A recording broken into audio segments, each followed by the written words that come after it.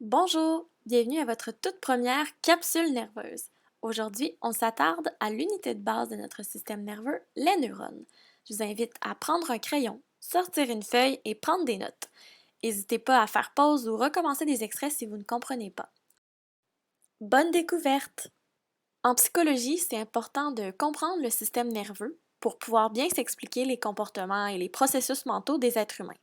C'est à partir de ces bases biologiques-là qu'on va ensuite pouvoir mieux comprendre les phénomènes comme la motivation, les émotions, l'apprentissage, le sommeil, la dépendance, la mémoire et plusieurs autres. Le neurone, c'est vraiment l'unité de base de notre système nerveux. C'est une cellule nerveuse qu'on peut compter par milliers dans notre corps.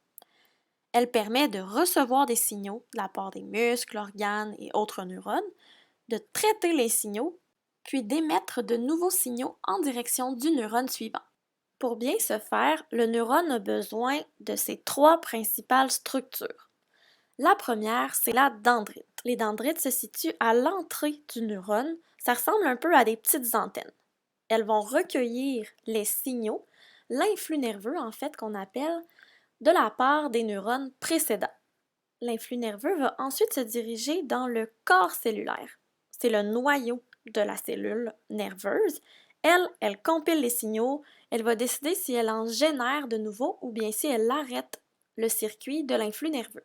Et si le corps cellulaire décide qu'il continue l'envoi de l'influx nerveux, ça va se transmettre à la cellule prochaine via l'axone, qui ressemble à une grande jambe. Chaque neurone en a une seule, puis cette structure-là est recouverte d'une gaine de myéline qu'on appelle. Donc en fait, c'est une gaine de gras qui va vraiment entourer l'axone pour la protéger des interférences des autres neurones qui se trouvent autour. Donc ça fait en sorte que l'influx nerveux va circuler plus vite et sans interférence.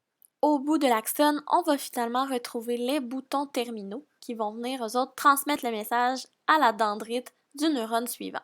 Et cet espace-là qu'on retrouve entre les neurones, on l'appelle la synapse. Allons voir de plus près ce qu'est une synapse. En haut, vous avez le bouton terminal, tandis qu'en bas, c'est la dendrite.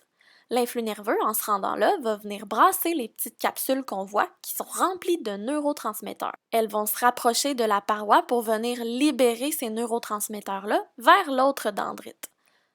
Ceux-ci vont finalement se fixer sur un récepteur de la dendrite pour que le signal soit ensuite acheminé vers le corps cellulaire comme on l'a vu précédemment sur la neurone.